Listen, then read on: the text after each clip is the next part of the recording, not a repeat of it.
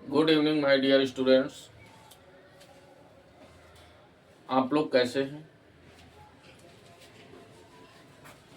तैयारी कैसी चल रही है आपकी?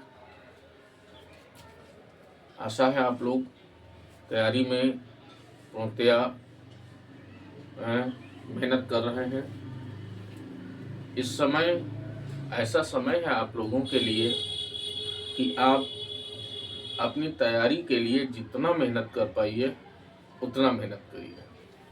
खूब समय दीजिए पढ़ाई को, हर विषय को मजबूत करिए, क्योंकि जब आप अपने पांचों विषय में मजबूत होंगे तभी आपकी एक अच्छी परसेंटेज तैयार होती है। हम आपके लिए आज रासायनिक बलगतिकी वाले चैप्टर से कुछ चुने हुए इम्पोर्टेंट प्रश्न जो न्यूमेरिकल्स हैं उनको लेकर आए हैं। तो आइए भैया हम अपने प्रश्न पे चलते हैं। तो देखिए क्या है प्रश्न। कहता है अणु X का Y में रूपांतरण द्वितीय कोटि की बलगतिकी के अनुरूप होता है यदि X की सांद्रता 3 गुनी कर दी जाए तो Y के निर्माण होने के वेग पर क्या प्रभाव पड़ेगा। तो देखिए भैया कैसे हम इसे हल करें।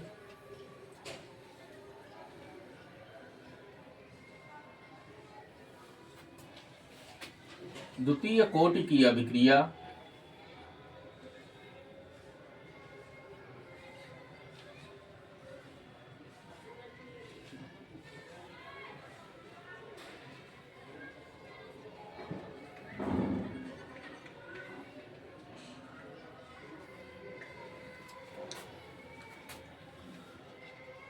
क्या है, X का Y में रूपांतरण होता है, द्वितीय कोटि की है, तो क्या हो जाएगा 2x gives y।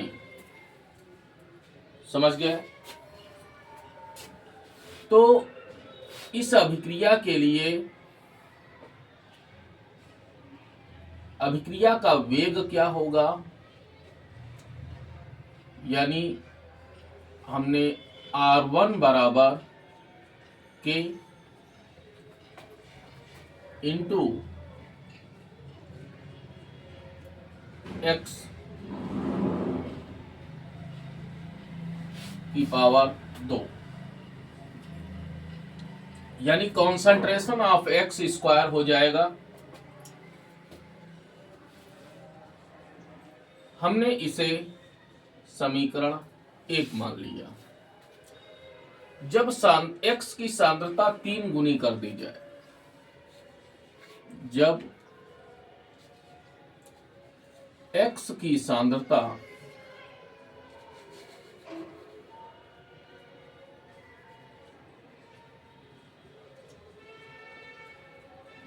3 गुनी कर दी जाए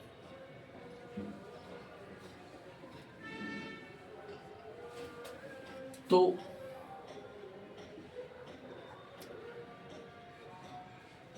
R2 बराबर क्या हो जाएगा कि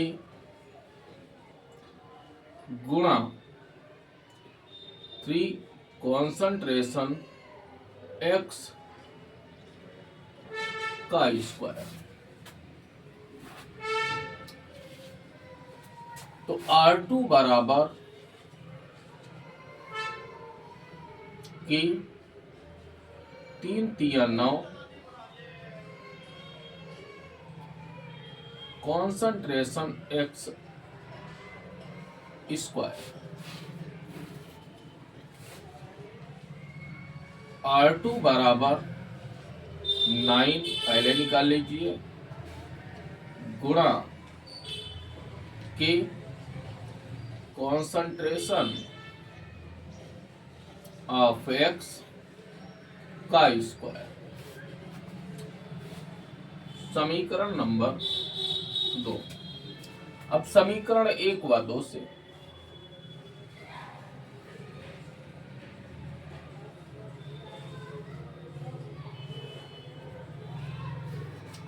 भाई के कॉन्सेंट्रेशन एक्स स्क्वायर बराबर है R1 के, तो क्या हो जाएगा R2 बराबर 9 × R1। तो कहता है कि वाई के निर्माण होने के वेग पर क्या प्रभाव पड़ेगा, तो यही वाई के निर्माण होने का जो वेग है वो 9 गुना बढ़ जाएगा। अतः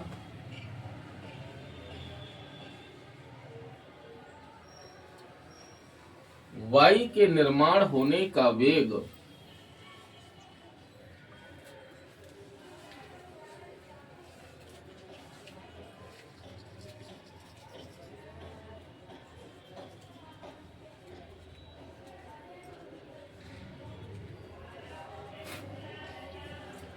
नौ गुना हो जाएगा।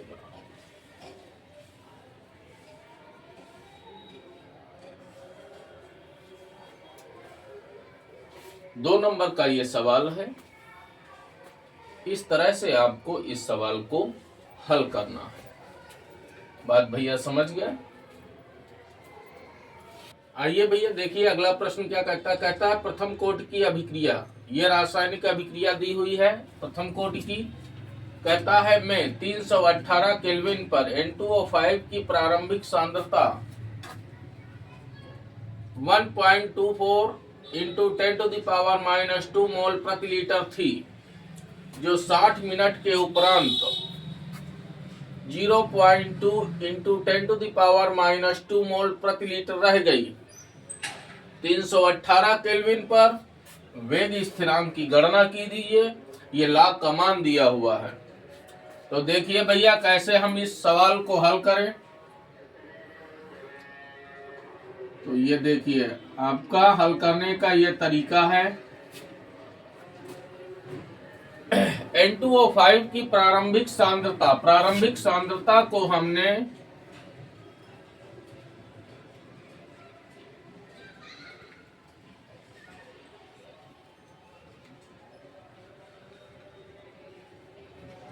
स्मॉल a से प्रकट किया,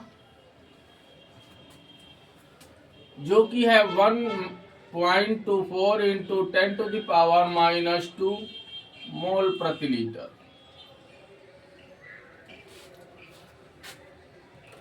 और 60 मिनट के पश्चात N2O5 की सांद्रता इतनी रह जाती है, तो शेष सांद्रता हो गई है।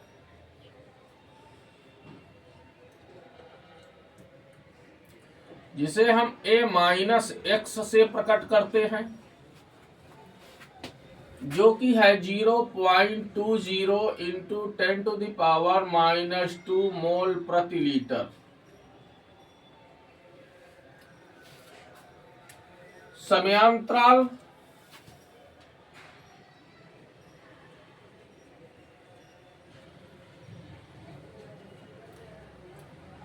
डेल्टा टी बराबर है 60 मिनट। वेग स्थिरांक पूछ रहा है।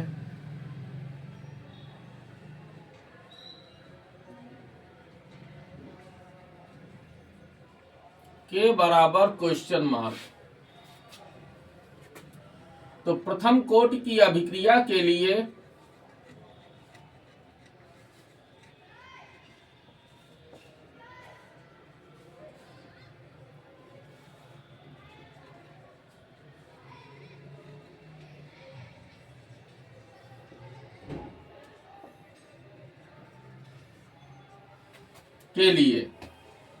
के बराबर 2.303 अपॉन डेल्टा टी लॉग, चाहे तो बेस 10 लिख दीजिए, ना भी लिखो कोई समस्या नहीं,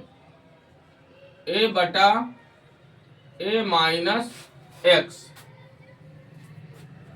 ये आपका सूत्र हो गया, निकाल दीजिए। मान रखो सबसे पहले 2.303 बटा डेल्टा टी है 60 गुणा लॉग। ए का मान है 1.24 इंटू 10⁻⁻² बटा 0.20 इंटू 10⁻⁻²। ये और ये तुम्हारा कैंसिल हो गया, दशमलव हटा दीजिए। 2 से इसको काट दीजिए। 2 दशावन 20, 2 छंग 12 और 2 दूनी 4। तो ये हो गया 2.303 बटा 60 गुणा log। अब ये 62 बटा 10 है, तो नीचे 10 है तो एक संख्या बाद दशमलव लगा दीजिए, 6.2 हो गया। अब log 6.2 का मान दिया हुआ है, तो ये मान उठा के आप रख दीजिए यहाँ पे। तो 2.303 गुणा 0.7924 बटा 60। 2 से भैया काट लीजिए, क्या 4 से कटेगा? देख लीजिए, 4 एक कम 4, 4 नाम 36, 3 4 8 32, कट जाएगा। 4 से काट लो, 4 से काटा 15, 4 से ऊपर काट लीजिए तो 0.4 एक कम 4, 3 39, 4 छंग 36,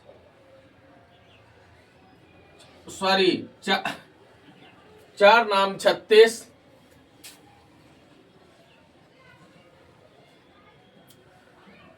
3 बचा 32, 4 8 32, 4 एक कम 4।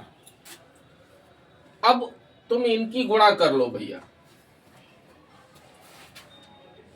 तो 2.303 0.1981, तो हो गया ये 303 2 24, 4 8 दूनी 16, 16 और 2 18, 9 तिया 27, 9 तिया 27 के साथ हासिल 2, 9 दूनी 18 और 2 20, और ये हो गया 3032 3 4 5 7 5 12 के 2 हासिल 1, 2 1 3 4 3 7 7 3 10 2 12 के 2 हासिल 1, 8 1 9, 9 7 16 के 6 हासिल 1, 5 4 और 4 और 3 7, तो 3 3 6 1 7, इतना आ गया। तो ये हो गया 0.456243 बटा 15। अब इस 15 से इसको भाग दे दीजिए। समझ में आई बात?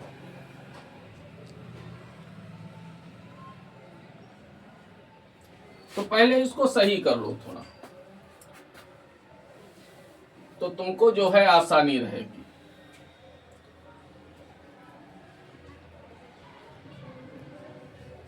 हम दशमलव को 3 स्थान इधर खिसकाए देते हैं, तो ये हो गया 456.2243 बटा, और गुणा पहले लिख लीजिए, 3 स्थान खिसकाया है तो 10 की घात -3 और बटा हो गया 15। अब ये ठीक रहेगा, तो ये दशमलव यहाँ पे लगा लीजिए, 15 से भाग दे दीजिए, तो 15 तिया 45, 6 उतारा नहीं जा रहा, 0 बढ़ाओ, दशमलव लगा लीजिए। ठीक है, अगला अंक उतार लीजिए, 15 चक्कू 60, 2 22, 15 एक कम 15,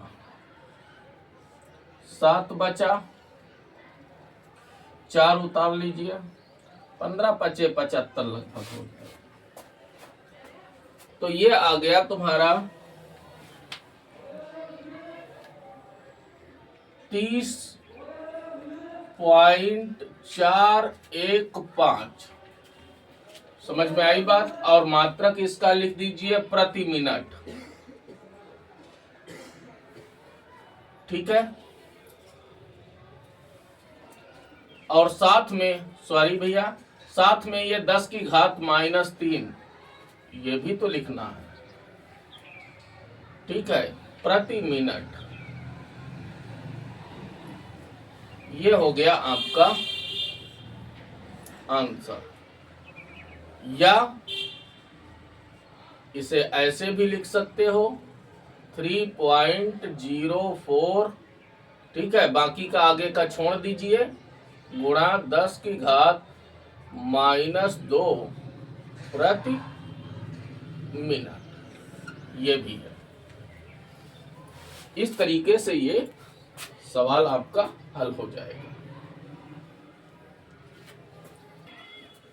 देखिए भैया, अगला सवाल क्या कहता है। कहता है स्थिर आयतन पर N2O5 के प्रथम कोटि के तापीय वियोजन पर निम्न आंकड़े प्राप्त हुए।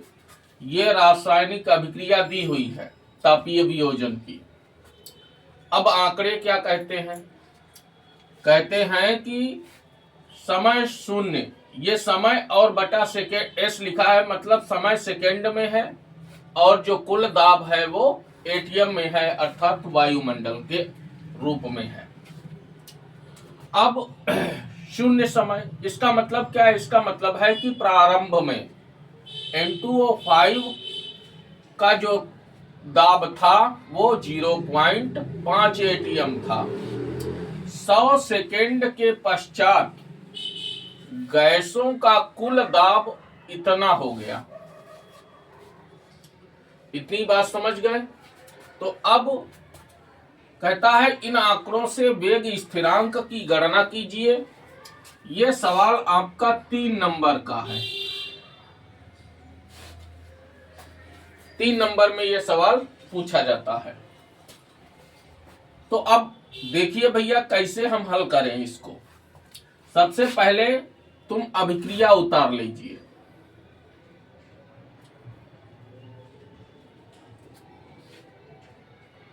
प्रथम कोटि अभिक्रिया,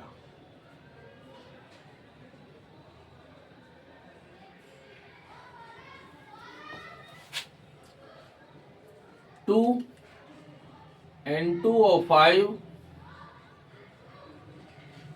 gives 2 N2O4 प्लस O2। ये G का मतलब गैस है। प्रारंभ में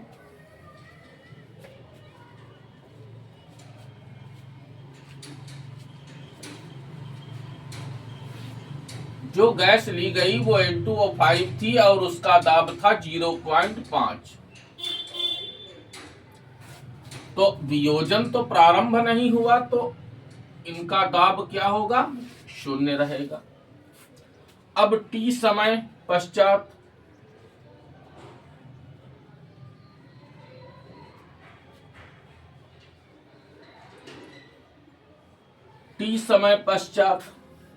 अब ध्यान देना, हमने मान लिया कि इसके 2 मोल वियोजित होकर 2 मोल N2O4 के और 1 मोल बनता है O2 का, ऑक्सीजन का। ठीक है। तो ये तो रासायनिक अभिक्रिया के आंकड़े हैं, जिसे स्टोइकियोमेट्रिक नियतांक बोला जाता है, वो आंकड़े हैं। तो इस आधार पर इसका वियोजन कितना होगा, यानी इसके दाब में कमी कितनी आएगी, 2x की। 2x की कमी आएगी दाब में। N2O4 का दाब कितना वृद्धि करेगा, 2x। ऑक्सीजन का दाब कितना वृद्धि करेगा, x। समझ में आई बात। भाई 2 मोल के वियोजन से 2 मोल इसके बनते हैं, 1 मोल इसका बनता है, तो उसी अनुपात में दाब बढ़ेगा। तो इसका घटेगा कितना 2x, इसका बढ़ेगा कितना 2x, इसका x। समझ में आई बात? तो कुल दाब क्या हो जाएगा? गैसों का कुल दाब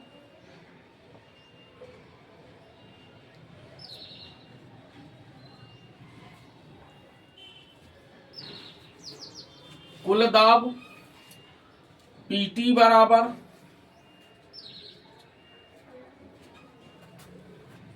जोड़ दीजिए 0.5 minus 2x plus 2x plus x। तो ये कैंसिल हो जाएगा, ये हो गया 0.5 प्लस x, इतने ATM। अच्छा, अब ये मान बराबर है इसके, समझ में आई बात? यानी ये बराबर है, भाई कुल दाब दिया हुआ है t समय पश्चात इतना, तो 0.512 इसके बराबर हो जाएगा। तो x की वैल्यू निकाल लीजिए, यानी x बराबर क्या हो जाएगा 0.512 माइनस 0.5 बराबर 0.012 ATM। तो t समय पश्चात N2O5 का दाब कितना रह जाएगा? तो t समय पश्चात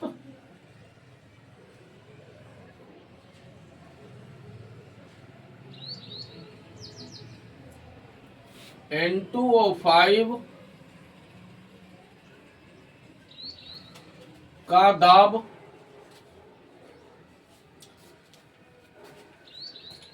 जिसे हमने P से प्रकट कर लिया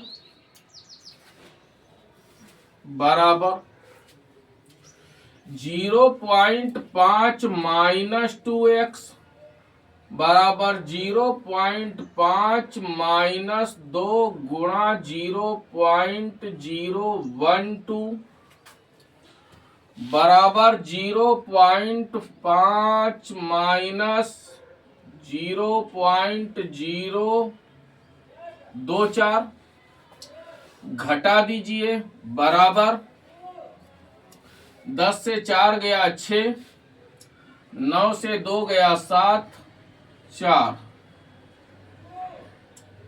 इतना ATM हो जाएगा। समझ में आई बात? अब लगा दीजिए प्रथम कोटि की अभिक्रिया का व्यंजक। अब तुम्हारे पास दोनों आंकड़े आ गए, एक PI भी आ गया यानी इनिशियल प्रेशर N2O5 का प्रारंभिक दाब, और t समय पश्चात N2O5 का दाब आ गया। तो लगा दीजिए K बराबर 2.303 बटा T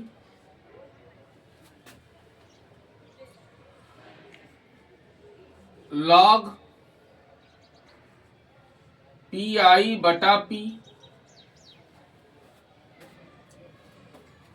मान रखिए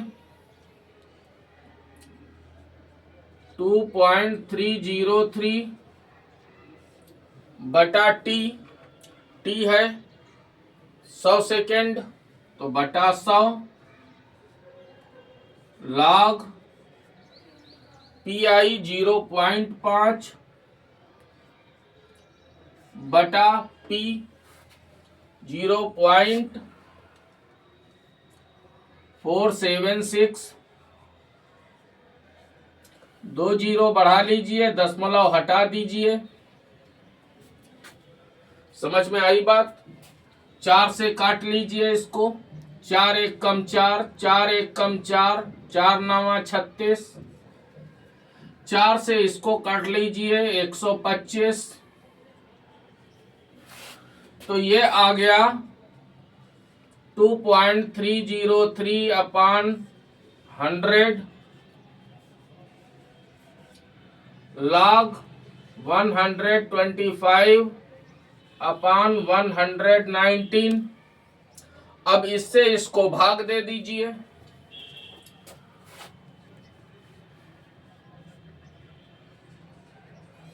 तो एक बार घटा लीजिए, 6 बचा, दशमलव लगाया, 0 बढ़ाया, नहीं जा रहा, फिर 0 बढ़ाओ, फिर 0 बढ़ाओ, 5 बार ले जाओ, बस इतने होगा। तो ये हो गया तुम्हारा 2.303 बटा 100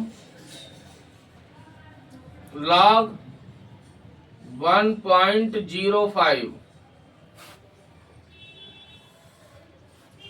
अब log 1.05 का मान दिया हुआ है, ये रखा, ये मान यहां पे रख दीजिए। तो k बराबर 2.303 गुणा 0.0216 बटा 100। अब इनकी गुणा कर लीजिए। तो पहले इसके दशमलव हटा दो भाई सब। तो ये 4 अंक बाद है, 3 अंक बाद ये है, ये सब हटाओ।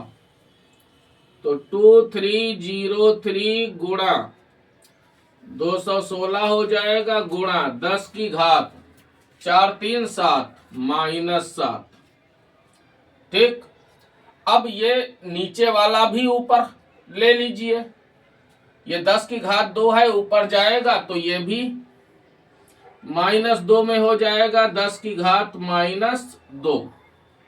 अब इनकी गुणा कर लीजिए।